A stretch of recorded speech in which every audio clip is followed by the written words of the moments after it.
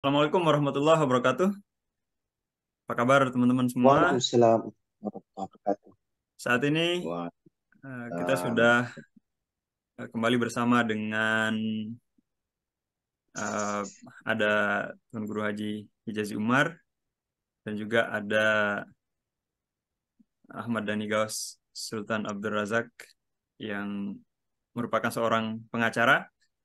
Dan pada kali ini kita akan melakukan sedikit bincang-bincang yaitu tentang eh, isu-isu penting yang terjadi terutama di negara Republik Indonesia, negara yang kita cintai. Apa kabar, Abah? Apa kabar, Kak Dani? Baik, Alhamdulillah sehat. Alhamdulillah. Baik, Alhamdulillah. Alhamdulillah. Eh, Akhir-akhir ini Indonesia digoncangkan dengan satu isu,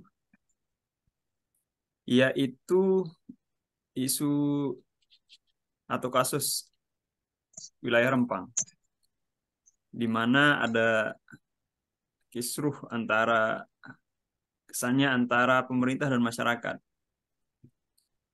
Terlepas dari siapa yang benar dan siapa yang salah, eh, yang jelas mari kita review sedikit tentang apa yang terjadi di Rempang itu sendiri.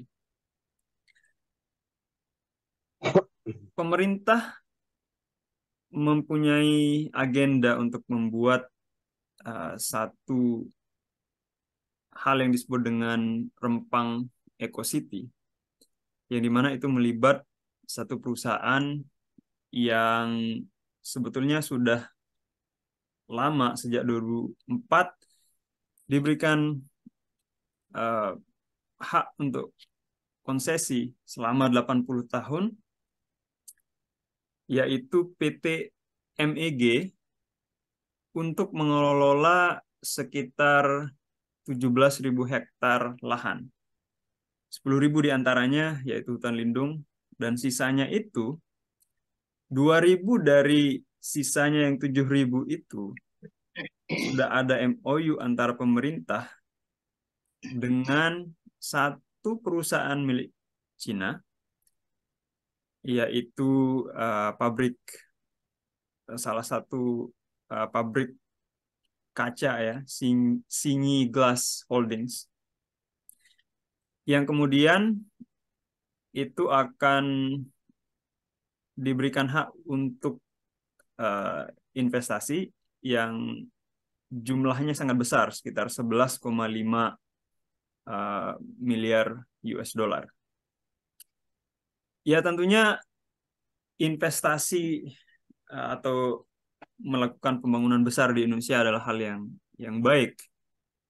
Yang menjadi permasalahan adalah ketika pemerintah kemudian menilai bahwa sekitar 3 kampung di Rempang itu harus direlokasi orang-orangnya, maka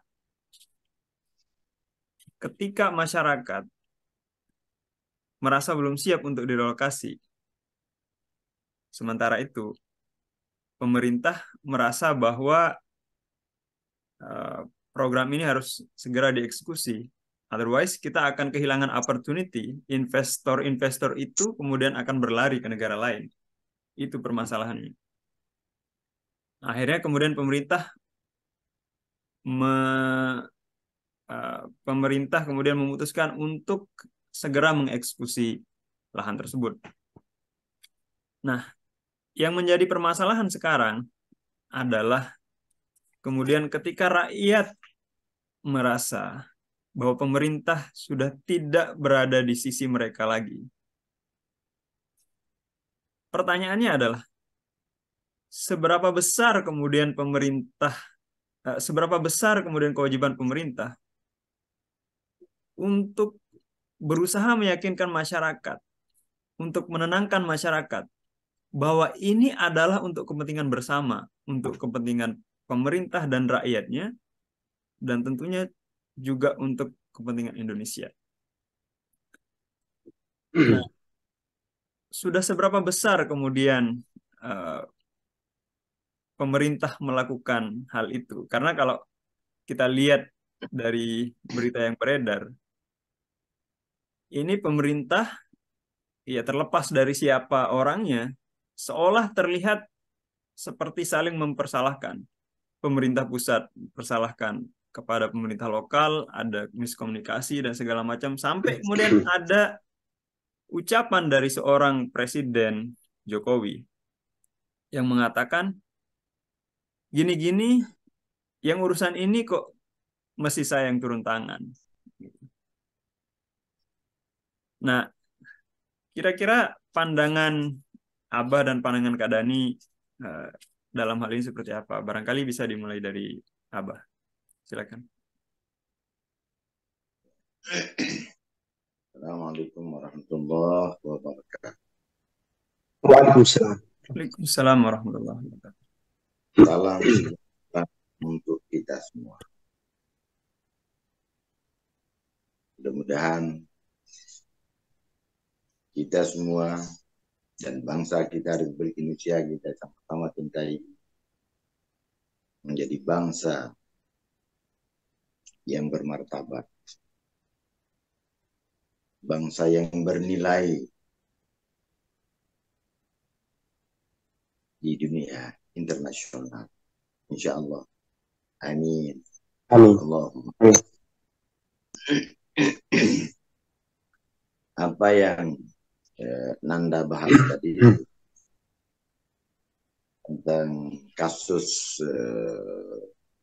Empang, ini sebenarnya merupakan sebuah fenomena kejadian yang terjadi di Indonesia ini, merupakan hal yang sangat menarik sebenarnya untuk bangsa ini.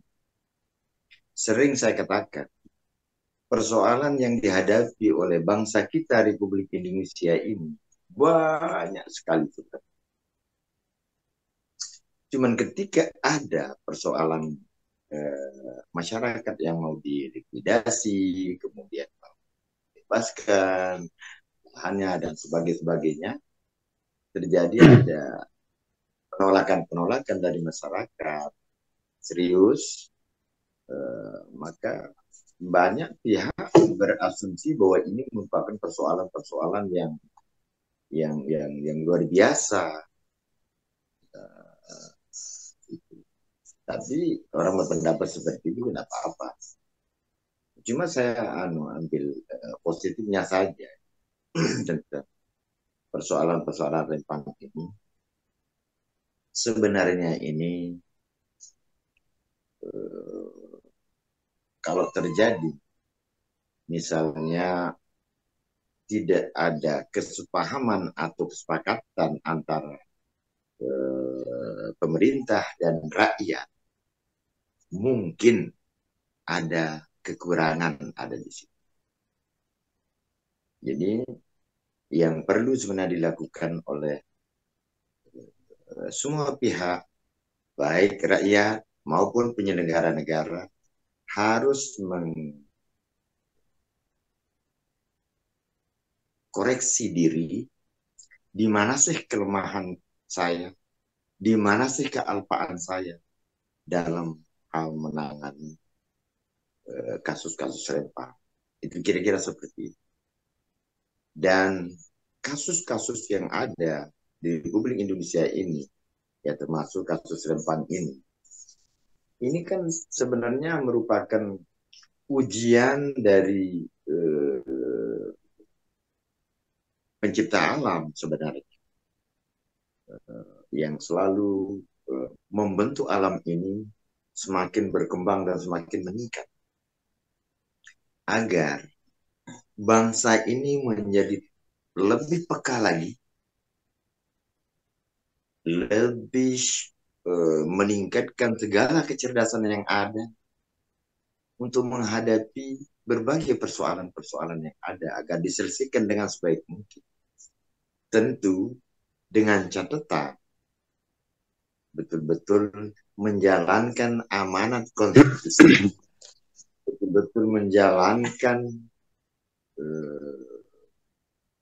hukum dan perundang-undangan yang berlaku di Republik Indonesia ini dengan sebaik-baiknya. Tapi semua penyelenggara negara tentu menginginkan menjalankan yang terbaik.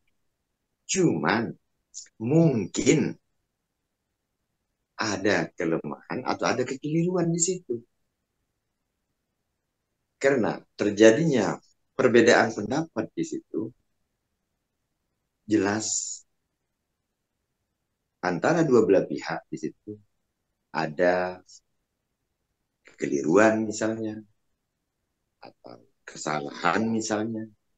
Itu yang harus masing-masing mengintrospeksi diri masing-masing.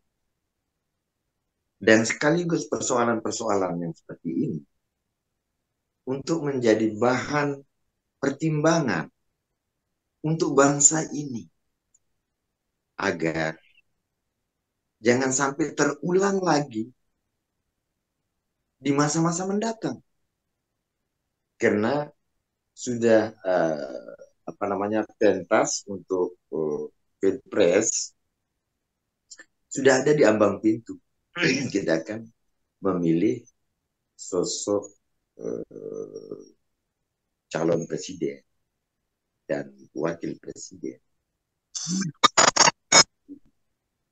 Jangan sampai menghasilkan hasil yang tidak ideal untuk menata bangsa ini dengan sebaik-baik.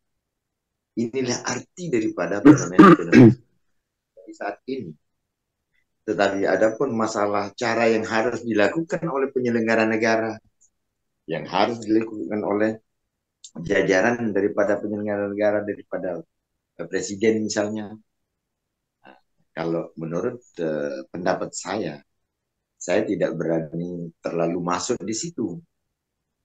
Karena sama sekali saya tidak mempunyai akses untuk berbicara tentang bagaimana cara penyelesaiannya.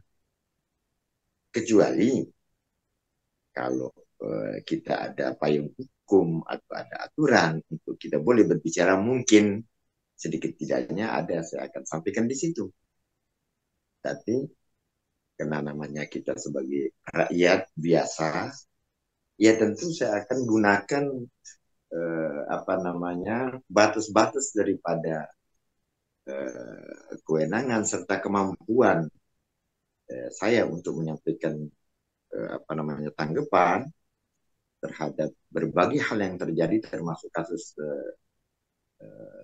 Rempang ini, di mana kita sebagai masyarakat di sebuah negara yang berdemokrasi mengizinkan masyarakat untuk menyampaikan pendapat. Cuman hanya itu. Jadi yang perlu saya sampaikan adalah kita sangat mengharapkan kebijakan serta kecerdasan yang cukup maksimal dari penyelenggara negara agar mampu menyelesaikan kasus-kasus yang ada di Rempang. Dan bukan saja yang ada di Rempang, banyak persoalan-persoalan yang terjadi di Republik Indonesia ini yang harus diselesaikan oleh negara. Terutama yang saya tekankan itu dari dulu adalah peningkatan sistem dunia pendidikan. Kenapa saya katakan masalah sistem dunia pendidikan yang harus ditingkatkan? Karena kesejahteraan dan keamanan satu bangsa adalah terukur dari ilmu pengetahuan yang dimiliki oleh bangsa itu. Karena seperti kata pemikir-pemikir dunia mengatakan, siapa yang mau dunia maka harus melalui ilmu. Siapa yang mau akhirat harus lewat ilmu, memiliki ilmu. Siapa yang mau kedua-duanya harus memiliki ilmu pengetahuan yang cukup. Mau kedamaian, mau keamanan, mau kesejahteraan, harus ada ilmu. masalah apa namanya Hmm. hukum-hukum, undang-undang, aturan-aturan itu sudah bagus sebenarnya. Cuman kadang-kadang cara menerapkan undang-undang itu di situ ada kelemahan, ada kekurangan misalnya, sehingga mengakibatkan ya hal-hal yang di luar dugaan seperti yang terjadi di kasus Rempang ini. Masyarakat ada itu ada ngomong gini. Nah, ini memerlukan kecerdasan-kecerdasan yang cukup dari penyelenggara negara. Itu menurut saya. Terima kasih. Kalau pandangan Kak Dani tentang sekiranya kewajiban pemerintah untuk membuat masyarakat sekarang merasa lebih nyaman dan merasa lebih dianggap oleh pemerintah dalam hal ini di kasus Rempang, kira-kira seperti apa? Ya, ya. Oke. Assalamualaikum warahmatullahi wabarakatuh. Waalaikumsalam. Salam sejahtera buat kita semua. Semoga Allah melimpahkan karunia dan rahmatnya ke kita semua. Langsung saja ke poinnya. Bicara Rempang ini adalah bagian dari NKRI yang kita cintai ini. Sebagai warga negara, saya sendiri secara subjektif paham dan sangat sepakat dengan apa yang dikatakan oleh Abah tadi. Tapi dari perspektif penegakan hukum, sejatinya ada kecacatan keadilan. Ada keadilan yang dibuat cedera di kasus Rempang ini. Karena soal mekanisme dan sangat teknis sebenarnya persoalan ini kemudian yang menjadi mencuat yang kemudian dijadikan prinsip karena ada begitu banyak dan ribuan orang yang akan direlokasi. Kalau kita flashback lagi ke sejarah Rempang, di 2004 sebenarnya sempat mencuat juga ini konsesi beberapa PT yang anak perusahaan yang kemudian dipegang oleh Pak Tommy Winata. Tapi kemudian Kementerian atau BP Batam pun ada kekeliruan. Kenapa saya bilang kekeliruan? Kalau memang itu kemudian adalah tanah pemerintah, dulu kenapa pemerintah juga mengizinkan warga untuk tinggal di sana? Karena secara aturan di negara Indonesia juga, di negara kita bahwa ada proses ketika masyarakat ini lebih dari 20 tahun untuk tinggal di suatu tempat dan itu diberikan izin oleh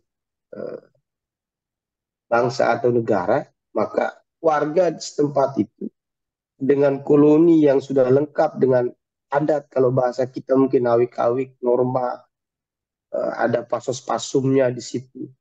Jadi muncul sosiologi yang begitu rapi di situ. Maka pemerintah juga berkewajiban untuk memberikan sertifikasi hak milik ke tanah tersebut ketika dimohonkan oleh masyarakatnya atau rakyatnya. Cuma pemerintah sendiri menjadi dilema hari ini. Di satu sisi dia harus menggeser warganya dari relokasi lah kalau bahasa halusnya ini kan.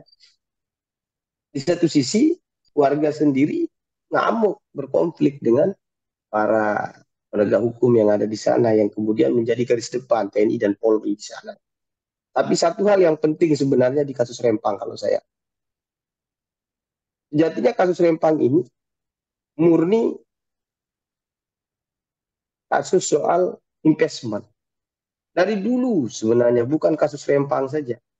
Di NTB saja banyak kasus seperti itu yang kemudian tidak pernah terselesaikan dengan tuntas sampai hari ini. Hanya saja pemerintah mungkin kita nggak tahu lah ya,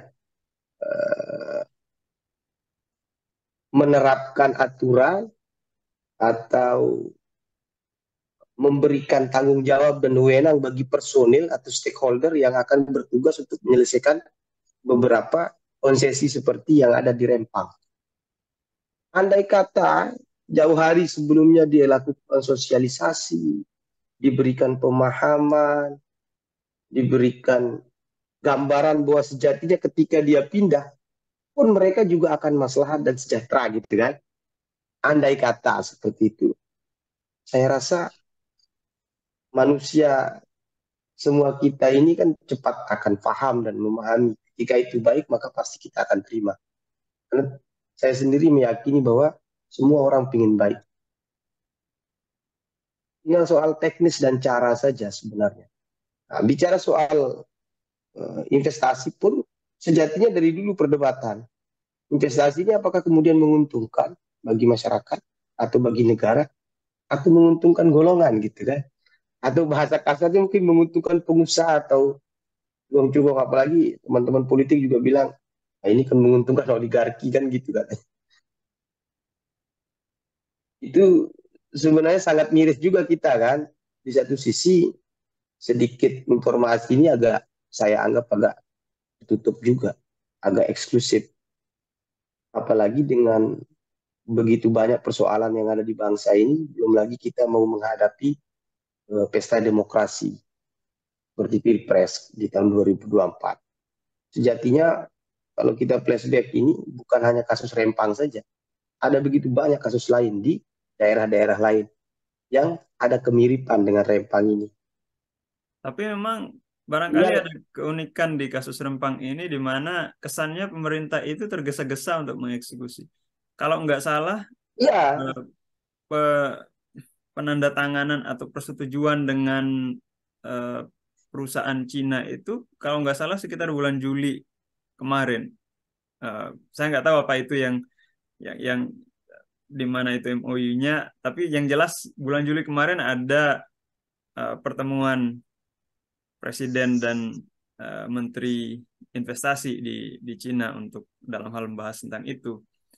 Yang kemudian ya ya betul. September ini harus dieksekusi. Apakah itu kemudian merupakan satu kesan? Ada kesan di situ bahwa sebelum Jokowi selesai, maka Rempang ini harus sudah dieksekusi. Itu yang saya masuk dilema tadi. Jadinya kan di satu sisi pemerintah juga pernah mengikrarkan diri, mendeklir, terutama di rezimnya Pak Jokowi, bagi investment karpet merah gitu kan, bagi investment karpet merah. Beliau sudah deklir itu karena beliau menganggap bahwa investment ini bagian dari kemajuan dan menuju kesejahteraan untuk Indonesia. Tapi satu keyakinan saya dari dulu bahwa pemerintah kita ini sejatinya tidak perlu khawatir dengan SDM yang ada yang kita punya sebagai rakyat ini. Dari Sabang sampai Merauke itu saya meyakini bahwa ada anak bangsa yang cerdas, ada anak bangsa yang mampu menjadi stakeholder, menjadi diberikan tanggung jawab. Hanya saja kembali ke yang dikatakan oleh Abah dari sebelum-sebelumnya bahwa tidak ada peluang dan kesempatan yang bisa membuat anak bangsa yang memiliki kemampuan untuk hadir sebagai pengatur, sebagai penanggung jawab. Lagi-lagi kembali ke soal bagaimana kemudian kita memilih para stakeholder kita atau pemimpin kita dari semua levelan, dari bawah ke atas. Itu saja terus. Ya, baik. Nah, mengingat bahwa hal ini sekarang sudah terjadi dan rupanya pemerintah sudah memutuskan juga bahwa kita akan tetap melakukan relokasi dan kalau nggak salah sudah ada sekitar 80-an kakak dari 700 kakak in total yang sudah mendaftar yang akan direlokasi dan dijanjikan akan ada rumah tipe 45 dan juga lahan sekitar 500 meter persegi. Nah, alias relokasi ini pasti akan terjadi. Pertanyaannya adalah, ini saya mau kaitkan dengan awal dari, let's say, seorang sosok Presiden Jokowi ya. Presiden Jokowi adalah presiden yang dulunya terkenal dengan belusukannya. Nah, belusukan dalam artian bahwa seorang presiden atau seorang figur itu ingin memperlihatkan bahwa eh, saya ini sama loh dengan kalian, sama seperti kalian. Kita ini tidak berbeda. Eh, Hmm. saya ini dekat dengan kalian, tidak seperti ya tokoh-tokoh yang lain yang dikultuskan dan sebagainya. Nah, apakah tidak kemudian di kondisi yang genting semacam apa yang terjadi saat ini, kemudian dibutuhkan sosok seorang Pak Jokowi misalnya. Kenapa tidak kemudian beliau hadir di situ dengan pengamanan yang lengkap? Di situ bertemu dengan masyarakat secara langsung supaya masyarakat juga merasa dirangkul. Tetapi ya bukan ini mungkin juga sebagai salah satu kritik kepada Pak Presiden Jokowi. Recently eh, waktu dekat waktu beberapa waktu yang lalu ada video Pak Jokowi dan para menteri juga sedang ada pesta di IKN sana di Kalimantan yang itu juga menuai banyak kritik. Nah, eh, ini kira-kira eh, menurut menurut Abah, kira-kira apakah itu merupakan eh, attitude atau sikap dari seorang pemimpin yang kemudian mesti memimpin Indonesia ke depan gitu. Oh, ya, ini. Saya katakan tadi persoalan kasus-kasus yang ada di Republik Indonesia ini memang sangat menarik sebenarnya.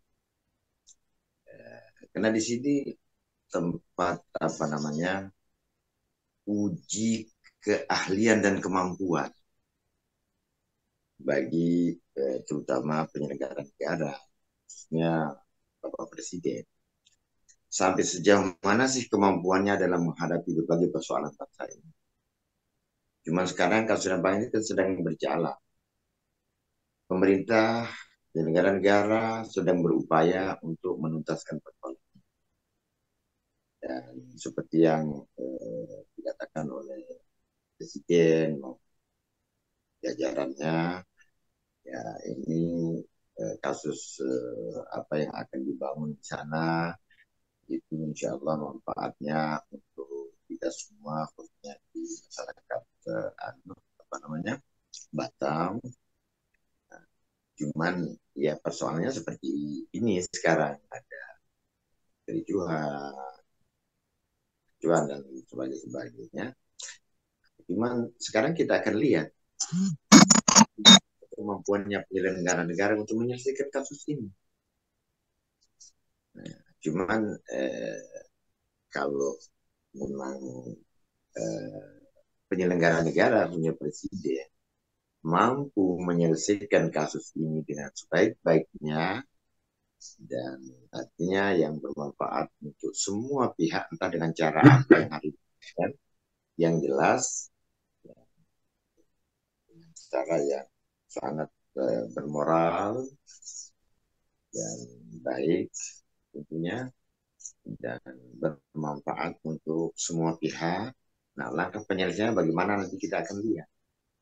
Nah, seandainya, ini seandainya, ada dengan kata lain, kalau penyelenggara negara tidak mampu menyelesaikan persoalan-persoalan seperti yang ada di Rempang ini, maka secara tidak langsung harkat dan martabat daripada penyelenggara negara ini akan semakin menurun.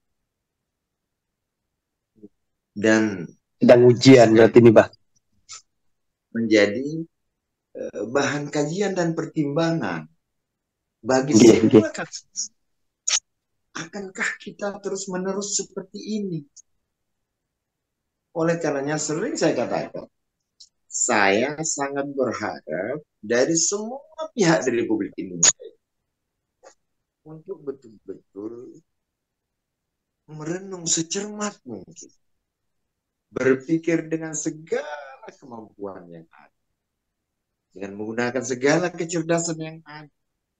Apa sih yang harus dilakukan oleh bangsa kita, terutama dalam hal kita menghadapi pentas 2024 ini. Kan udah diambang pintu ini. Jangan-jangan paling terulang lagi, kira-kira seperti itu. Kalau Ya. kita berbicara lagi tentang pembahasan yang Abah pernah singgung di percakapan sebelumnya, itu Abah katakan bahwa mekanisme pemilihan pemimpin yang so far selama ini kita sudah implementasikan belum bisa dipastikan bahwa mekanisme itu akan mampu melahirkan sosok figur yang akan menjadi pemimpin ideal itu. Nah, kira-kira nih, mekanisme yang kita inginkan itu seberapa jauh berbeda dengan mekanisme yang ada sekarang. Karena otomatis ketika mekanisme yang semestinya kita aplikasikan itu adalah mekanisme yang sangat jauh berbeda dari apa yang kita miliki sekarang, artinya harus ada perubahan besar di situ. Dan perubahan besar itu tidak akan terjadi tanpa ada satu atau banyak kejadian-kejadian besar yang akan menjadi jalan untuk ke situ. Jadi menurut saya sebenarnya perbedaan yang sangat jauh daripada apa yang kita inginkan, daripada peningkatan kesempurnaan daripada sistem konstitusi yang kita inginkan, itu tidak ada tabrakan dan cuma yang saya sering katakan dalam mekanisme yang ada saat ini khusus untuk calon presiden dan wakil presiden itu memerlukan peningkatan kesempurnaan. Artinya apa? Kita tidak salahkan. Cuman karena dengan situasi dan kondisi yang semakin meningkat, maka perlu juga sistem konstitusi ini ditingkatkan kesempurnaannya. Itu aja. Jadi tidak dirubah apa-apa, ya cuma ditambah dengan bentuk peningkatan kesempurnaan daripada mekanisme itu. Agar mekanisme ini betul-betul menjadi mekanisme yang kredibel untuk melahirkan figur yang ideal untuk bangsa ini. Baik, ada tadi izin saya ya, silakan. mohon maaf begini ya, Linda Jo ya, Ampura, mohon maaf Abah, saya sedikit sangat tertarik ya dengan bahasanya beliau Abah soal bicara tentang cetakan mekanisme seperti apa yang kira-kira mampu melahirkan sosok figur yang kredibel, yang sejatinya cocok dengan fenomena dan keadaan dan yang dibutuhkan oleh bangsa ini kan gitu. Ini sangat menarik pembahasan itu, apalagi dengan keadaan bangsa kita hari ini ya. Saya sedikit berfantasi atau berimajinasi dengan kondisi material politik kita hari ini gitu kan, apalagi dengan sistem politik kita hari ini yang harus dicalonkan oleh sekian partai gitu. Saya sih sebenarnya begini Ustaz Jo, Pak Dokter, maksud saya adalah bagaimana kemudian mereka tetap berangkat dari gagasan dan kalimat-kalimatnya Abah kan, karena sangat menarik sebenarnya ketika berbicara peningkatan. Abah tadi bahas sentil sedikit soal uji kelayakan. Sejatinya semua negara punya uji kelayakan itu gitu kan. Hanya saja uji kelayakan ini kemudian yang perlu ditingkatkan agar supaya melahirkan sosok figur itu. Nah, kisi-kisi dari uji kelayakan itu yang maksud Abah tadi, ayo dong dari Sabang sampai Merauke kita kumpul gitu kan. Nah, logika di politik kita hari ini tidak mungkin. Nah, hampir kita bilang tidak mungkin ini pemerintah akan mau seperti itu. Karena mereka akan pasti mempertahankan kekuasaannya gitu kan. Nah, tapi kita sebagai rakyat sekarang menginginkan yang terbaik buat bangsa dan diri kita. Maka ayo dong gitu kan.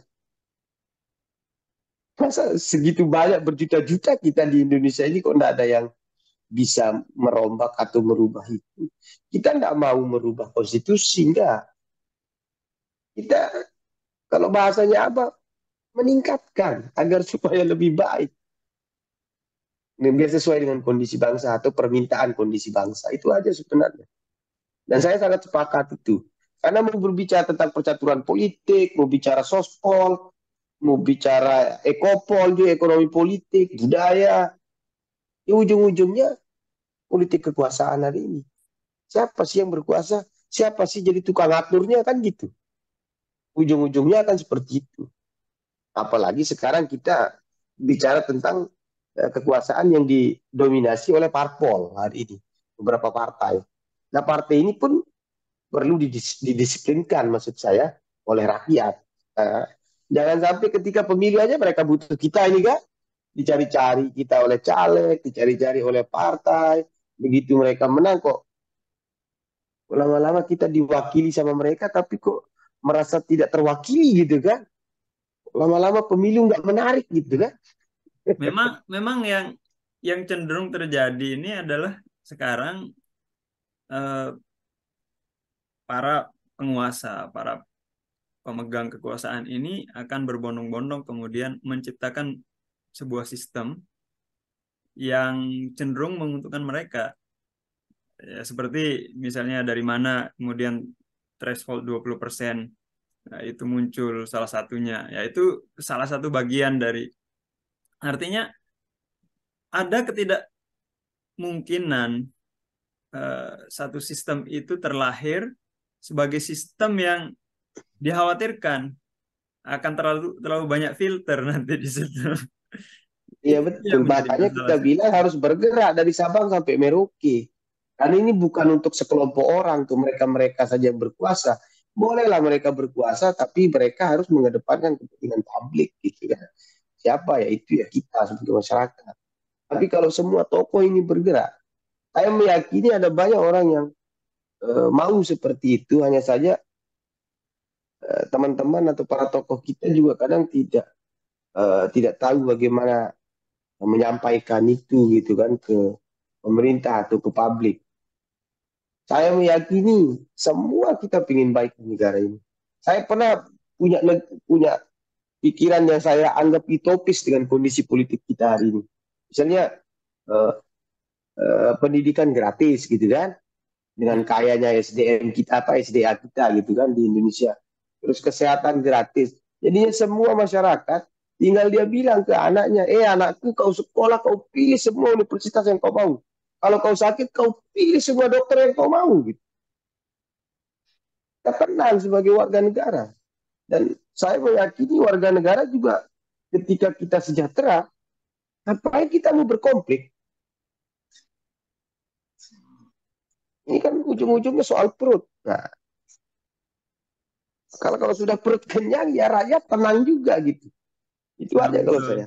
Ya mudah-mudahan lah para tokoh kita mengajak kita gitu kan untuk berdiskusi, rembuk.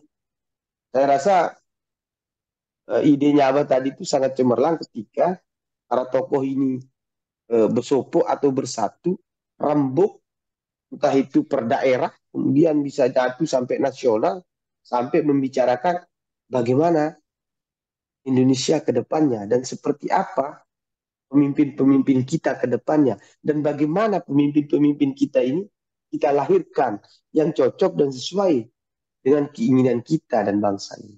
Betul. Yang menjadi permasalahannya sekarang katanya, kesadaran akan urgensi hal ini itu seperti apa? Yang menjadi masalah adalah dalam pikiran kita sebagai masyarakat, itu apakah Indonesia sedang baik-baik saja atau Indonesia sedang dalam keadaan emergensi? Kalau kita lihat Ya, kalau misalnya kita, dari kalau dilihat secara umum misalnya dari data statistik, ekonomi meningkat 5, sekian persen, kemudian kesejahteraan hidup meningkat dari berbagai survei dan segala macam, semuanya meningkat. Nah, hal-hal seperti inilah yang kemudian menjadi tantangan kita untuk membuktikan bahwa we are not okay gitu. There is a lot of iya, problem iya, that we iya. need to solve gitu. Iya, iya, iya. Ini kan media-media ini juga kan kemudian apa namanya, kadang ya mohon maaf, ada banyak juga yang tidak memberikan kita fakta dan data yang bagus gitu. Yang saya anggap bagus yang sesuai dengan realita dong. Ini kan bagian dari, ya mohon maaf kalau kita bicara politik ini kan bisa semua jadi senjata. Data yang ada di publish juga senjata gitu kan. Story yang dibuat juga menjadi senjata bagi perebutan kekuasaan gitu kan. Tapi kembali lagi, andai kata dan mudah-mudahan para tokoh kita, siapapun yang bisa eh, apa namanya berkumpul, berdiskusi, ayo dong seperti katanya Abah, kita refleksi, kita sedikit berpikir mau kemana sih negara kita ini. Memang pemerintah ini akan bisa mendengarkan ketika semua tokoh ini bersuara. Bersuara dalam arti banyak gitu kan pendapat ini, banyak orang. Memang sebetulnya masing-masing barangkali masing-masing tokoh, masing-masing perkumpulan, masing-masing asosiasi para pemuda, kita sudah punya banyak asosiasi atau Sangat perkumpulan-perkumpulan banyak. pemuda yang dengan ide-ide cemerlang mereka. Cuma mereka sekarang belum dipertemukan saja gitu. Nah, itu yang saya maksud dengan kondisi emergensi seperti apa kemudian yang kita butuhkan sehingga mereka kemudian ada yang menginisiasi atau ada inisiator di situ yang mempertemukan mereka. Kenapa kemudian terjadi Sumpah Pemuda yang dimana pada pada acara itu ada pertemuan di mana pemuda yang mewakili pemuda di seluruh Indonesia bertemu di situ dan berkumpul berdiskusi dan berikrar. Nah, itu kan karena pada saat itu butuh untuk merdeka. Nah, sekarang seberapa besar kita anggap Indonesia ini untuk merdeka dari cengkraman diri sendiri gitu. Nah, Sebenarnya jadi terlalu begini, gini, bah, gini, bah. Yap. apa namanya? Kadang-kadang gagasan-gagasan, argumen-argumen yang saya sampaikan kadang-kadang salah diasumsikan kadang-kadang. Oke. Kenapa saya katakan demikian? Karena itu banyak yang apa namanya, yang melupakan tentang demokrasi. Jadi Oke. gagasan-gagasan meningkatkan daripada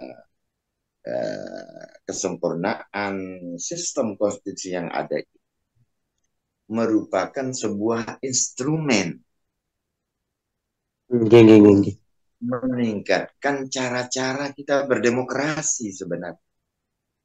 Karena demokrasi itu mengatur kita untuk menghargai pendapat orang lain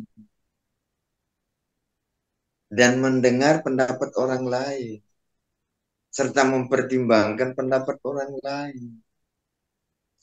Oleh karenanya, di dalam peningkatan penyempurnaan daripada sistem konstitusi yang ada, di situ nanti akan ketemu beberapa tokoh yang berkompeten dari semua kalangan, dari semua bidang, akan duduk bersama di situ untuk merancang bagaimana sih bentuk daripada eh, penyempurnaan sistem konstitusi yang ada ini agar sistem ini bisa dijadikan sebuah eh,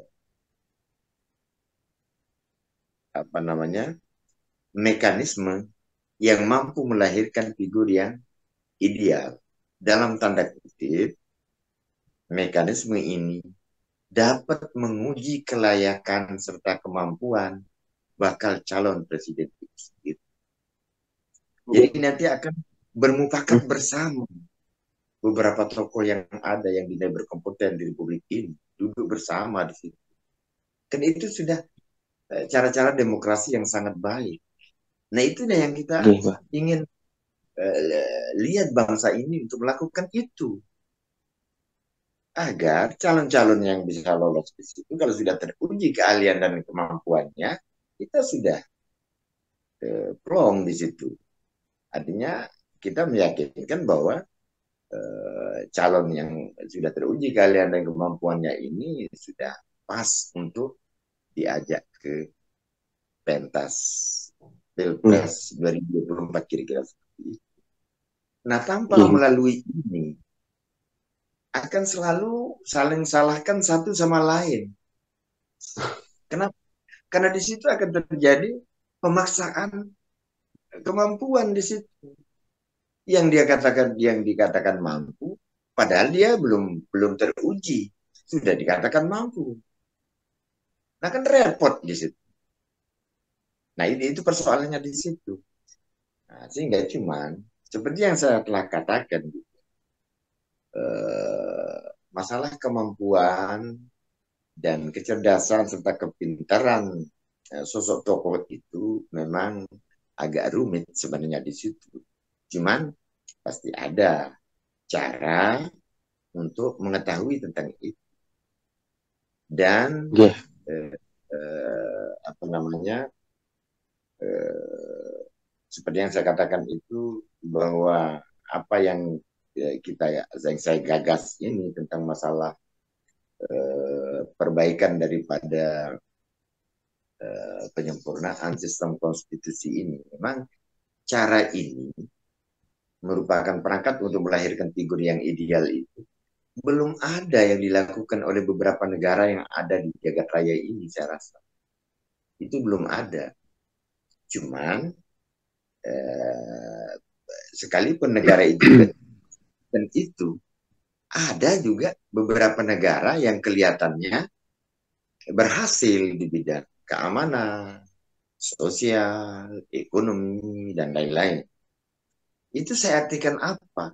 Keberhasilan yang diraih dan dilahirkan oleh penyelenggara negara yang kurang begitu cerdas misalnya, itu yang saya katakan hasil atau penghasilan yang bersifat kebetulan saja. Itu saya ibaratkan kayak orang gila. Nah, kayak orang gila. Orang gila ini kan otaknya enggak kerja dia. Ini orang gila. Tapi dia bisa nembok, bisa nyabit rumput misalnya. Itu secara kebetulan.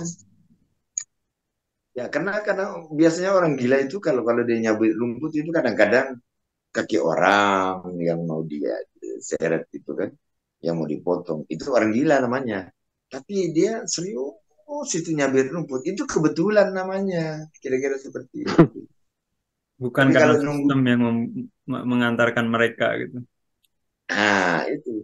Tapi kalau kita nunggu yang sifatnya kebetulan ini, ya lama-lama kita cari yang simsalabim, kan repot kita di situ.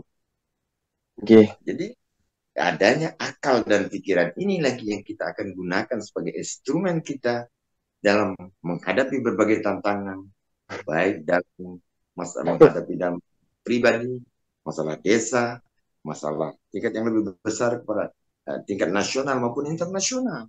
Ini sudah ada di akal manusia itu sendiri. Nah, karena sering banyak juga misalnya orang yang ngomong apa namanya tentang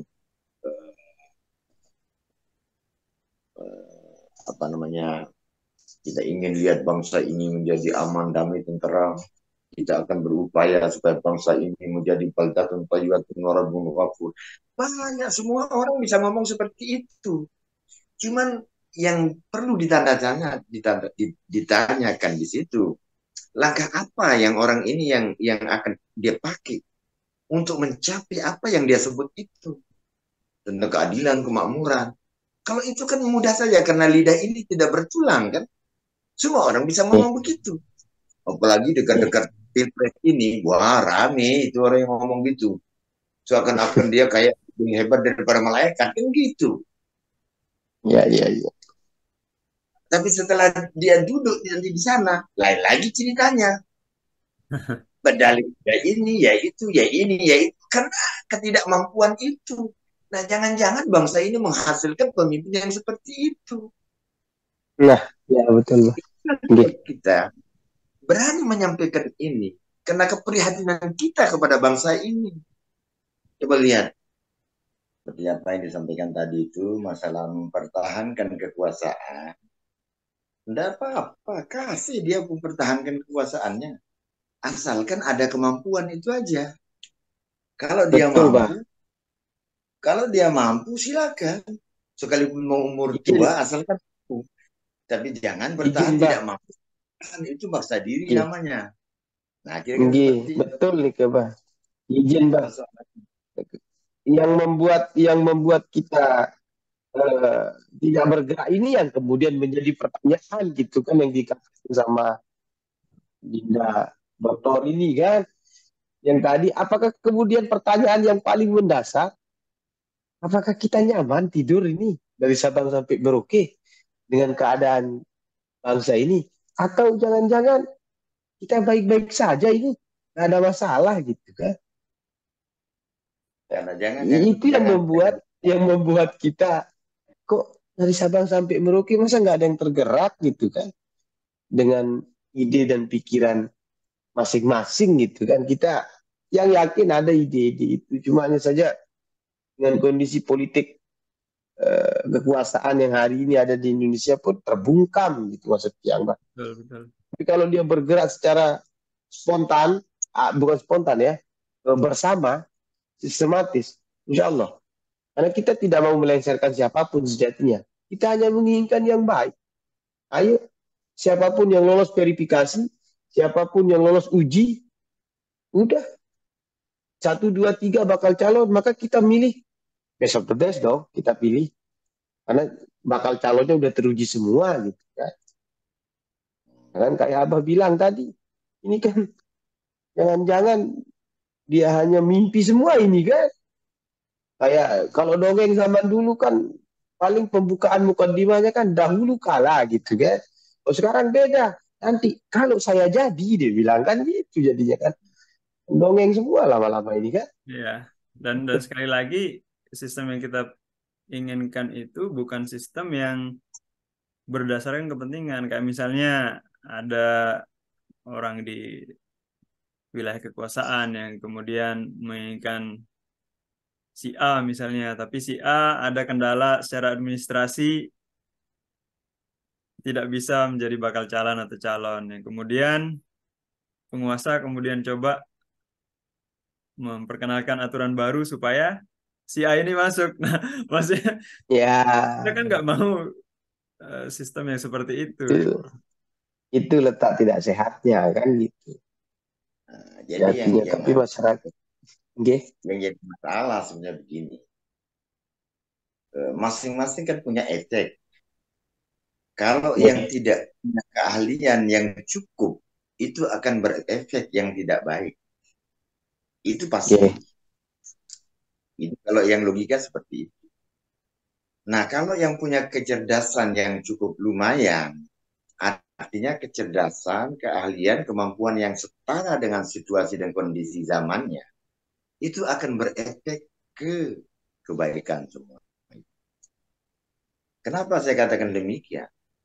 Karena betapa banyak yang harus diperbaiki di Republik ini dalam berbangsa dan bernegara. Terutama yang paling penting di situ adalah peningkatan sistem dunia pendidikan. Nah, yang akan mampu meningkatkan sistem dunia pendidikan adalah tokoh yang ideal tadi itu. Itulah yang saya sebut tokoh yang spektakuler itu sebenarnya. Itu tokoh yang luar biasa. Kalau bangsa ini mampu melahirkan tokoh yang spektakuler itu, maka betapa bahagianya bangsa ini. Mungkin disitulah bangsa ini akan menjadi negara mercusuar dunia. Menarik sekali. Luar, kalau sudah muncul tokoh yang spektakuler, maka bangsa Indonesia akan menjadi bangsa yang disebut negara mercusuar dunia itu. Amin, amin. Tokoh yang Kembali lagi, spektakuler mohon izin. Kembali lagi meningkat. kepada eh, inisiasi dari perbaikan mekanisme itu sendiri. Saya rasa itu merupakan satu hal yang doable ya, yang bisa dilakukan. Artinya sebetulnya tidak akan begitu rumit ya. Cuma yang jadi masalah adalah sekarang bagaimana kemudian itu bisa dimulai, kemudian instrumen-instrumen verifikasi itu bisa diterapkan, entah apakah dengan membuat checklist atau ada tes tertentu dan segala macam. Itu kan kemudian nanti akan muncul kalau eh, kalau prosesnya sudah dimulai gitu. Ya, jadi yang Ya, kita harap sebenarnya kalau kita kan tidak bisa buat itu kan, yang oke. punya otoritas untuk membuat itu kan penyelenggara negara khususnya instansi terkait, ya DPR, mungkin komunikasi dengan KPU kira-kira seperti itu. Nah, oleh karenanya saya terutama mengharapkan kearifan dan kebijaksanaan dari semua tokoh yang ada di Republik ini dan di berbagai bidang di Republik ini, ya termasuk dari akademisi, pakar-pakar di berbagai bidang, sudi kiranya untuk menyampaikan hal ini kepada instansi terkait agar bangsa ini segera melakukan perubahan yang betul-betul ideal.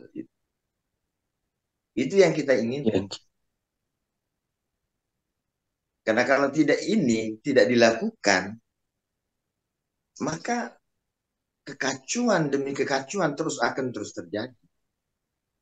Kan ini kita sudah buktikan kan, dari Orde Lama, Orde Baru, Orde Reformasi sampai saat sekarang ini banyak sekali persoalan yang mungkin tidak terlalu perlu kita sebut itu persoalan karena kita semua sudah tahu dan paham tentang itu. Dan banyak orang sebut-sebut juga di sosmed, media massa, elektronik, apa segala. Banyak disebut persoalan-persoalan itu. Itu karena ketidakhadirannya tokoh yang ideal, yang punya keahlian dan kemampuan yang diinginkan oleh situasi zamannya. Jadi kalau ini misalnya terus-menerus seperti ini, artinya bangsa ini tidak mampu menghadirkan figur yang ideal. Yang kita khawatirkan di situ jangan-jangan persoalan semakin menumpuk, kemudian emosional berbagai kalangan semakin meningkat. Nah itu wallahu alam apa yang akan terjadi kira-kira seperti itu. Tapi kita bukan mendoakan bangsa kita menjadi bangsa yang kacau balau, tidak. Ya, iya, Bang. Oke. Karena kata orang yang bijak atau pemikir dunia, iza sulimal amru ila ghairi ahli fantadhir sa'ah. Apabila kekuasaan itu dipegang orang-orang yang bukan ahlinya, maka tunggulah kehancurannya itu akan terjadi. Oke, oke. Nah, oleh karenanya, sebelum terjadi hal-hal seperti itu, kita akan mengimbau dan mengajak berbagai kalangan untuk mencari jalan keluar yang terbaik agar bangsa ini bisa melahirkan figur yang betul-betul punya keahlian yang cukup. Dan Secara secara konkretnya ya, eh,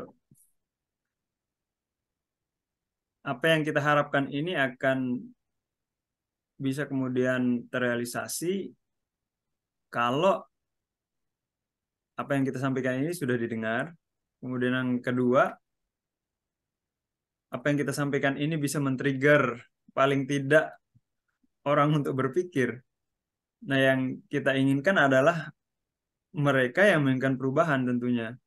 Baik itu mereka yang punya posisi maupun yang tidak posisi. Betul. Eh, Oke. dan seyogyanya, kalau kita bisa didengar oleh mereka yang sudah mempunyai kursi sekarang, entah itu di DPR maupun di bidang eksekutif, Eksekutif misalnya. Ya. ya tentunya akan semakin baik. Dan ya mudah-mudahan dengan pesan ini bisa tersampaikan kepada mereka, mereka juga tidak merasa bahwa pesan kita ini adalah merupakan eh, cemoohan buat mereka, ya bukan sama sekali gitu. Tapi sekali lagi ini adalah ide atau gagasan untuk menciptakan mekanisme ke depannya yang bisa menjaring eh, dan mencetuskan kemudian para pemimpin yang baik itu.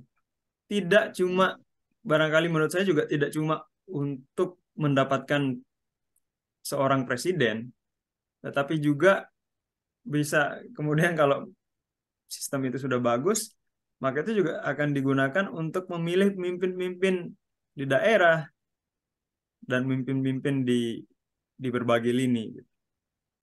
Ya betul. Semua levelan. Ini saya contohkan. Saya contohkan. Memang kalau ngomong baik itu banyak orang ngomong tentang kebaikan.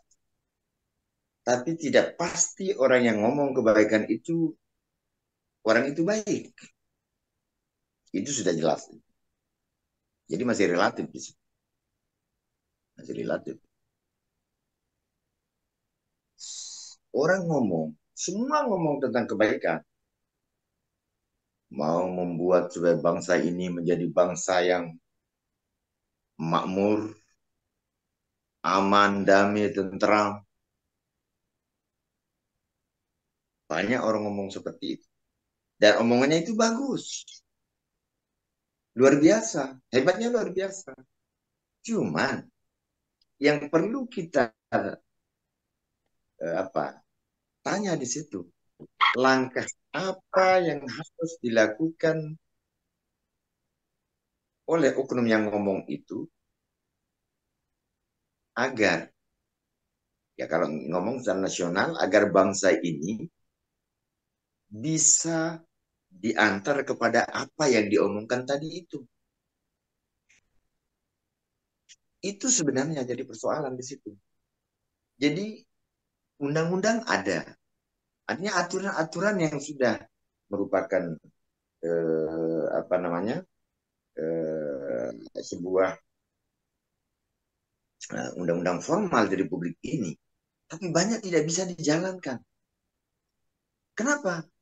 Karena undang-undang itu juga memerlukan cara untuk menerapkannya. Jadi itulah perlunya kehadiran sosok yang betul-betul punya keahlian dan kemampuan. Artinya orang yang ideal itu ya pandai beradaptasi dengan berbagai kalangan, ya termasuk beradaptasi dengan masyarakatnya, beradaptasi dengan jajarannya, beradaptasi dengan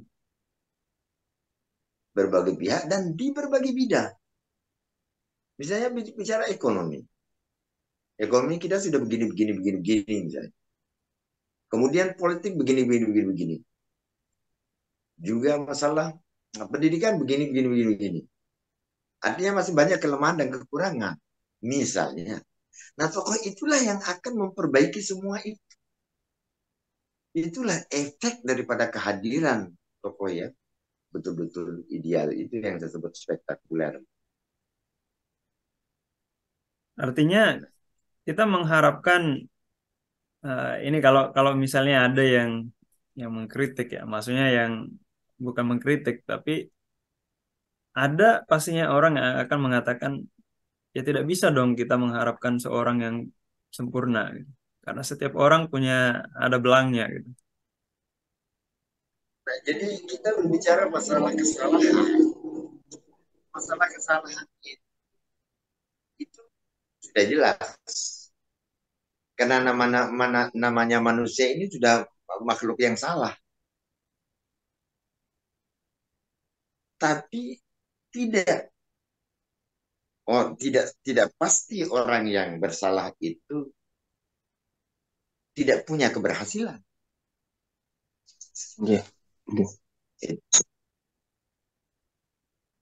Malah orang yang salah itu kalau dia tobat itu kan paling dicintai sama yang maha kuasa, kan kira-kira seperti itu.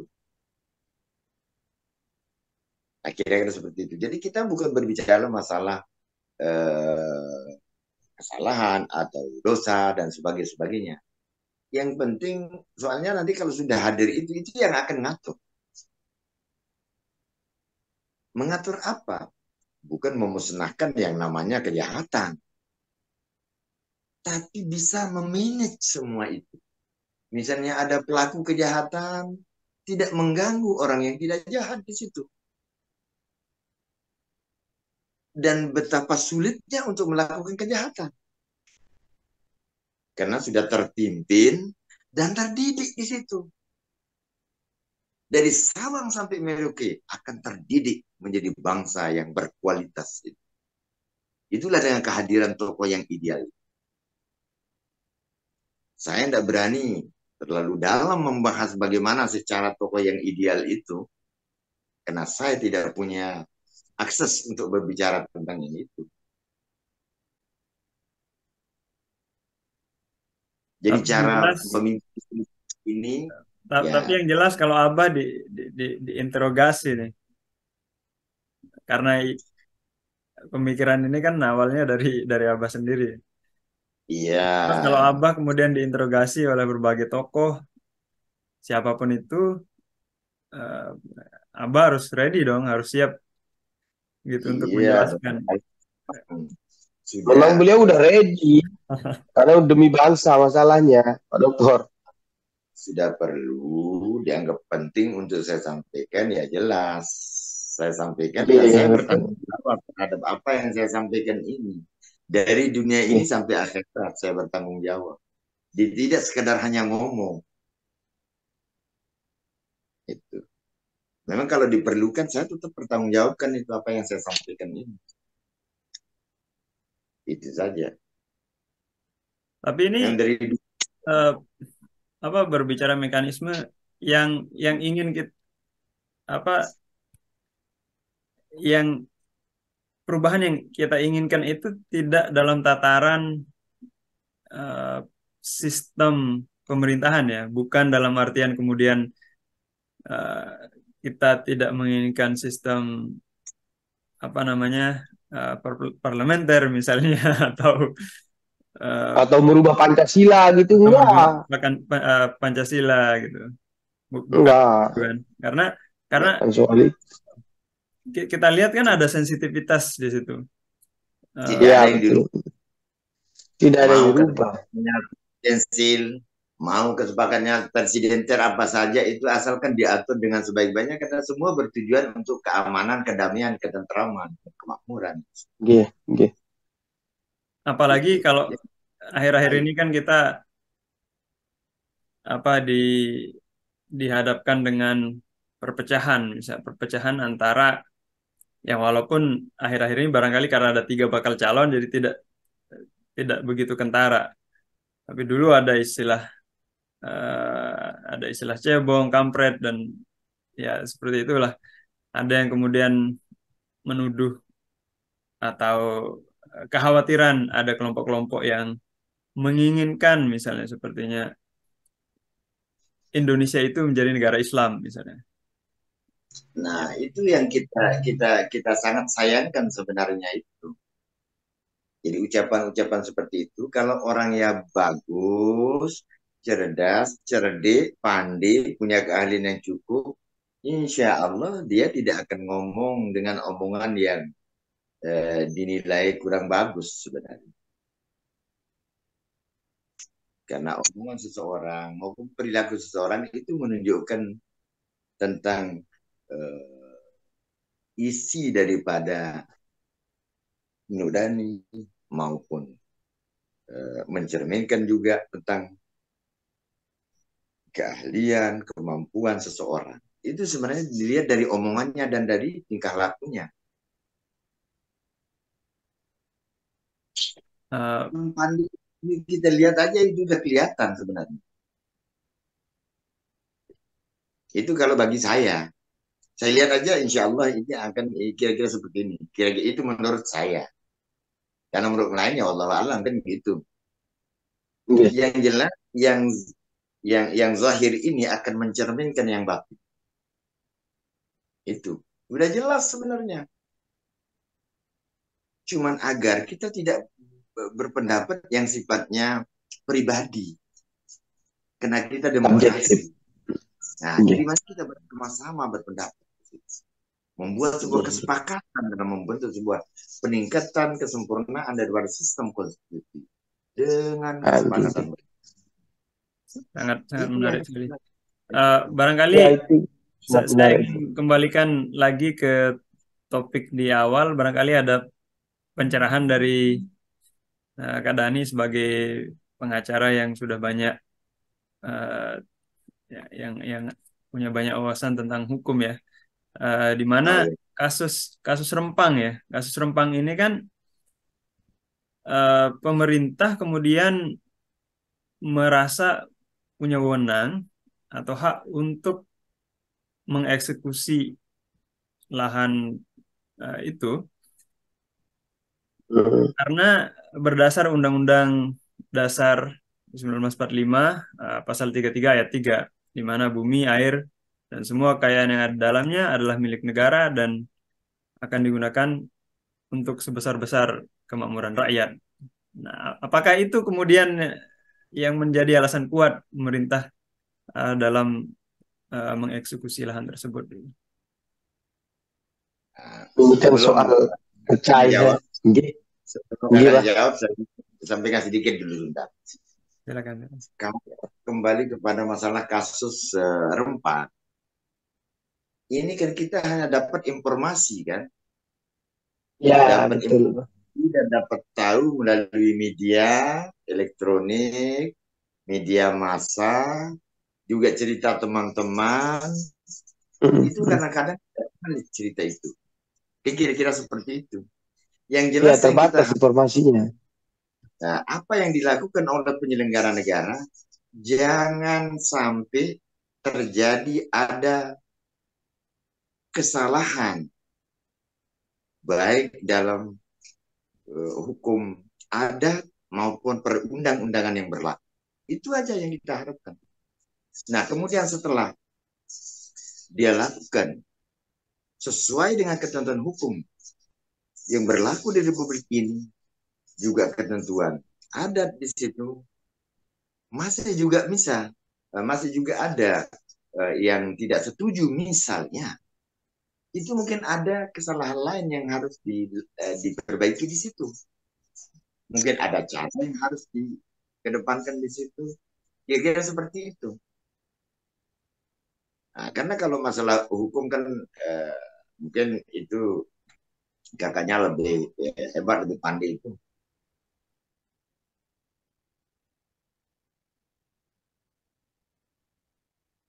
Abah Frozen ya.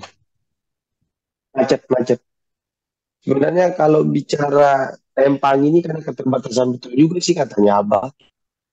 Batal demi hukum. Itu adalah hukum Belanda itu. Dia bilang NU itu. Kira-kira seperti itu. Nah, jadi kita kepada penyelenggara negara ini agar melakukan cara-cara yang terbaik, artinya sesuai dengan ketentuan hukum dan perundang-undangan yang berlaku, sesuai dengan hukum adat, itu aja. Cuman masalah rempang ini kita kan belum tahu pas karena kita belum cek siapa salah, siapa benar, dan Betul, kita juga bukan hakim kan kira-kira seperti itu. Jangan-jangan kita punya betul, asumsi nanti salah gitu. Itu yang saya persoalkan. Nah, jadi soalnya iya, kita tidak betul. bela itu kan. Kita Oke, prihatin terhadap bangsa kita ini, termasuk penyelenggara negara kita sangat kasihan juga. Kepada rakyat juga kita kasihan juga. Tapi karena kita tidak ada daya untuk masuk di situ, untuk memverifikasi siapa yang benar, siapa salah, karena kita tidak punya akses di situ. Kira seperti ya, itu. Maka yang ada, yang terjadi pada kita hanya mendoakan mudah-mudahan bangsa ini ya diberikan kemampuan oleh Yang Maha Kuasa Allah Subhanahu wa taala agar mampu menyelesaikan berbagai persoalan yang dihadapi. Cuma itu aja pada saat ini. Karena informasi yang kita dapat itu belum tentu valid, belum tentu benar. Kira-kira seperti itu. Dan kita belum masuk ke ranah itu, kira-kira seperti itu. Nah, silakan itu. betul, betul. Oke. Tanya itu yang di bidang hukum.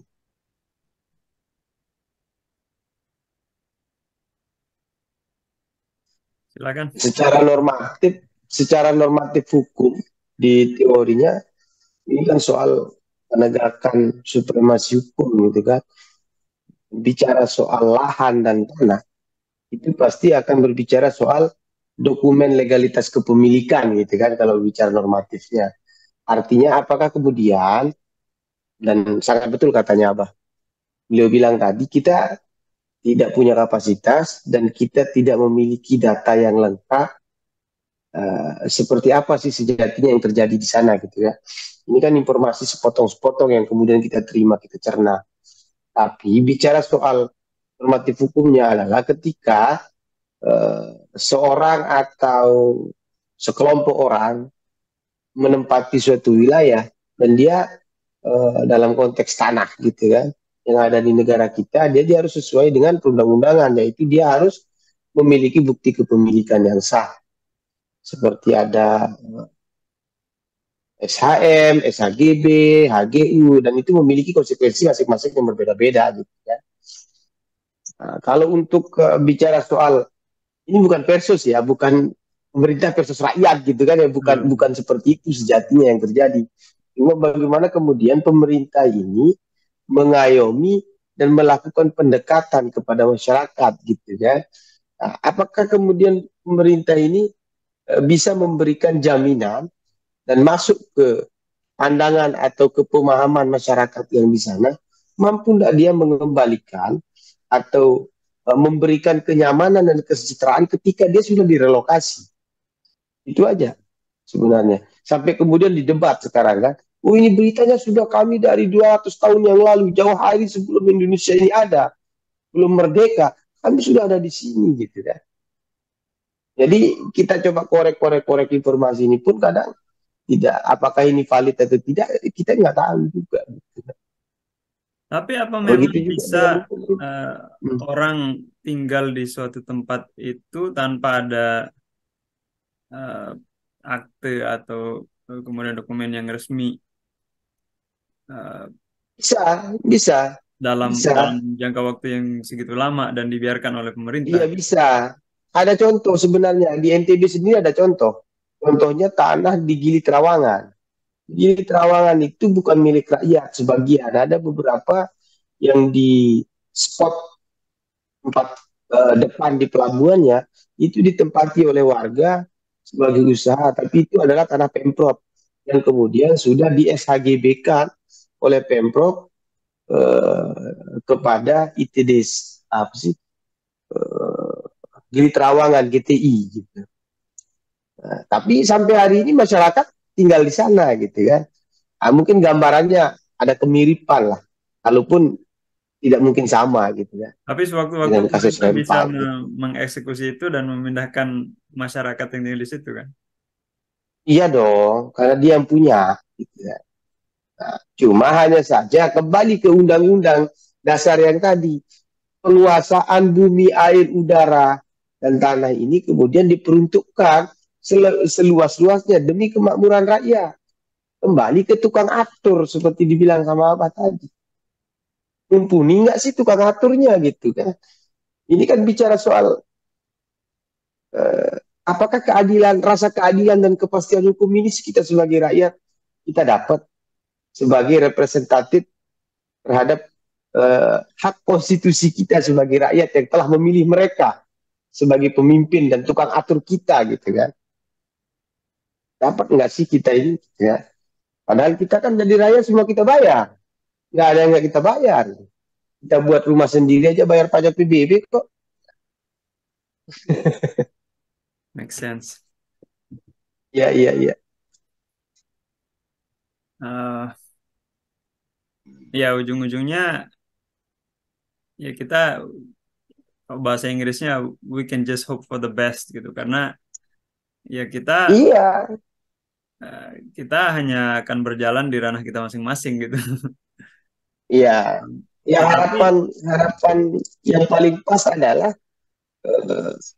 semua tokoh ini tergerak gitu kan. Tergerak untuk bersatu dalam ranah demokrasi untuk memberikan ide dan gagasan cemerlangnya.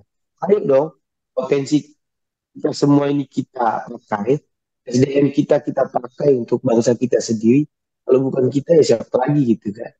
Ayo mari, apapun caranya, ayo kita saling ngajak gitu kan. Ayo kita diskusi. Sekarang kan udah canggih nih, kita nggak perlu lagi ketemu langsung kopi darat gitu kan. Bisa daring kayak begini juga bisa gitu kan. Atau seperti apa mungkin para tokoh kita gitu kan yang punya kemampuan dan kapasitas untuk itu. Itu aja sih harapan kita. Dan mudah-mudahan Indonesia ini juga seperti katanya apa menjadi mercusuar dunia gitu kan. Harapan kita. Itu dan aja barangkali Pak Dokter. ya, ini adalah satu kesempatan untuk Indonesia, karena eh, sekali lagi eh, kalau Indonesia mampu kemudian menjadi bangsa yang benar-benar hebat dengan ribuan pulau dan ratusan atau dengan sekian banyak suku dan bahasa, kemudian mempersatukan dan kita bisa mencapai eh, negara yang baldatun thayyibatun warabun ghafur, pastinya Indonesia kemudian akan menjadi contoh bagi negara-negara lain, yang dimana Indonesia kemudian ke depannya akan punya PR untuk bagaimana membantu negara-negara lain juga eh, menjadi negara yang lebih baik gitu. Karena Pastinya. betul. Karena yang kita inginkan adalah eh, sejatinya yang dimaksud dengan independence ke merdeka ya. Artinya ketergantungan. Eh, kita jangan sampai kemudian terlalu banyak tergantung pada eksternal, di mana justru kita tidak mempergunakan potensi atau potensi anak bangsa dan sumber daya yang kita punya. That's right, itu betul itu. Berani nggak kita sakit, artinya sederhana lah ya, bukan sakit ya.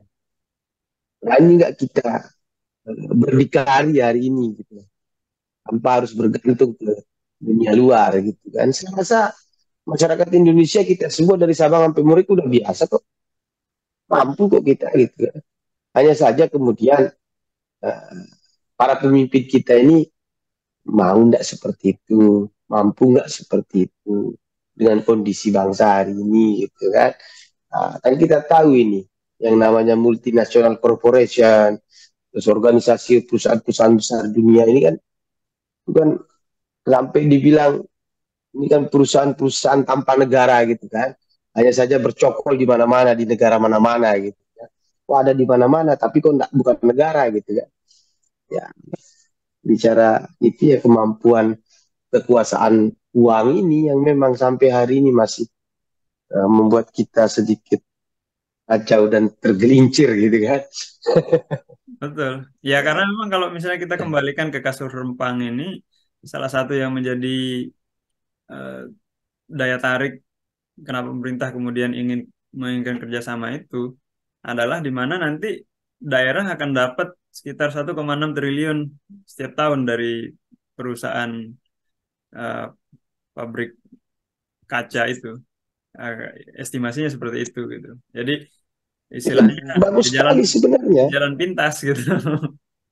Bagus sekali sebenarnya, tapi kembali lagi cara dia untuk menyelesaikan persoalan ini itu aja sebenarnya. Jangan sampai ada keadilan yang cedera di situ. Ada hati nurani yang cedera di situ. Ini rakyatnya sendiri. Dan kita semua ini sama. Tinggal soal mekanisme cara saja sebenarnya.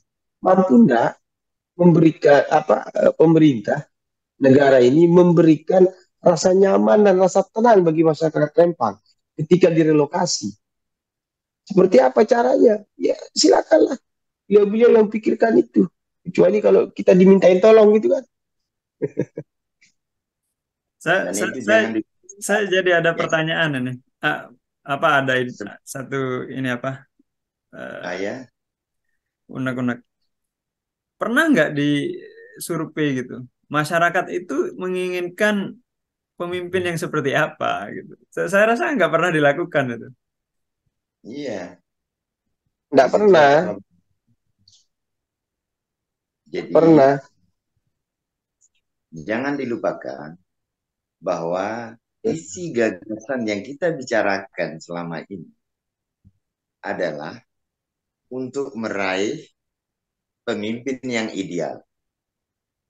Nah, memunculkan pemimpin tentu melalui jalur sistem konstitusi yang ada. Kan itu. Kemudian, kita sudah berada di ambang pintu untuk Pilpres 2024. Nah, ini yang kita hadapi. Maka betapa penting kita menyampaikan argumen-argumen, gagasan-gagasan yang kita bahas selama ini. Tentu untuk apa namanya, mempersiapkan daripada pentas 2024 itu yang kita harapkan dari penyelenggara negara.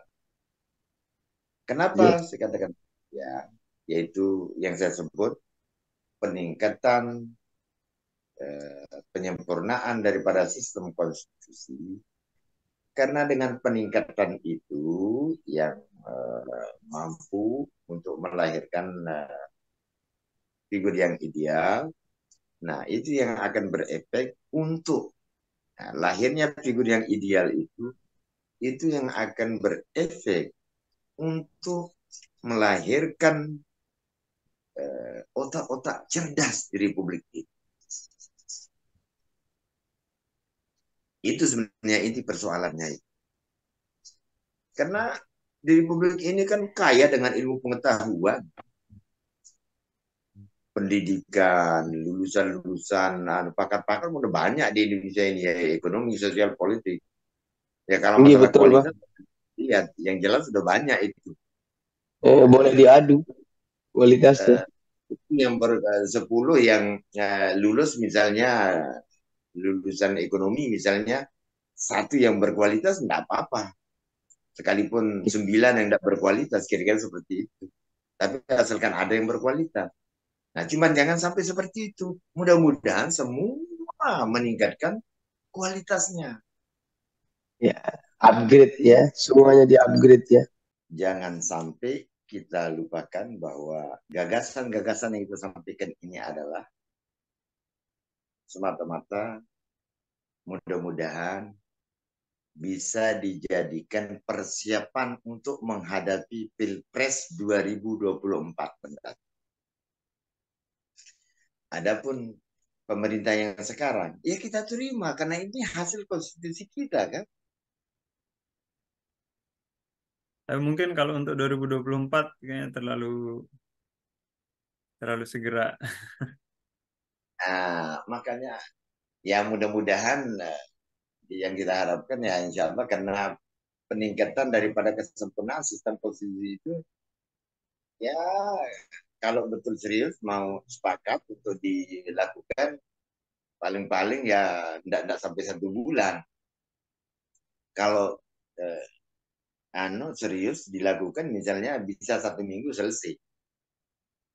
Ada orang yang betul-betul bagus juga di situ bisa 3 kali 24 jam juga selesai. Nggak susah-susah kok buat yang gitu-gitu. Mudah-mudahan ya, at least Nah, mudah-mudahan bisa mudah-mudahan. kita inisiasi dan ya Hmm, paling tidak kita bisa mulai memberikan kesadaran pada publik bahwa sebetulnya ini loh yang kita butuhkan gitu. ya itu. Jadi harapan kita ya mudah-mudahan bisa didengar apa yang kita sampaikan ini dan bisa dijadikan sebuah pertimbangan, sebuah kajian, sekaligus renungan untuk bangsa ini agar betul-betul kita fokus untuk mencari ya, solusi yang terbaik agar bangsa ini menjadi bangsa yang eh, apa namanya yang bernilai di muka dunia internasional, Amin. bangsa yang bermartabat di dunia Amin. internasional. Itu aja harapan kita dan mudah-mudahan penyelenggara negara kita dan masyarakat rakyat semua diberikan petunjuk ke jalan yang benar oleh Allah Subhanahu wa taala. Amin. Itu yang kita sangat harapkan dan mudah-mudahan kedamaian, kenyamanan selalu meliputi bangsa kita Republik Indonesia. Amin. Allahumma amin. Itu aja. Amin. Kasih. Ya. Barangkali itu dulu, Bah. Oh ya, Insya Allah, mudah-mudahan ke depannya kita bisa hadirkan eh, satu tokoh atau para pemikir yang lain yang kemudian bisa ya, berkontribusi untuk menginisiasi ya, perubahan insya Allah. yang lebih baik. Ya, Insya Allah. teman-teman dimanapun Anda berada, terima kasih sudah menyaksikan tayangan ini. Mudah-mudahan semuanya bermanfaat. Eh, dan wabillahi taufiq wal hidayah. Assalamualaikum warahmatullahi wabarakatuh. Waalaikumsalam warahmatullahi wabarakatuh.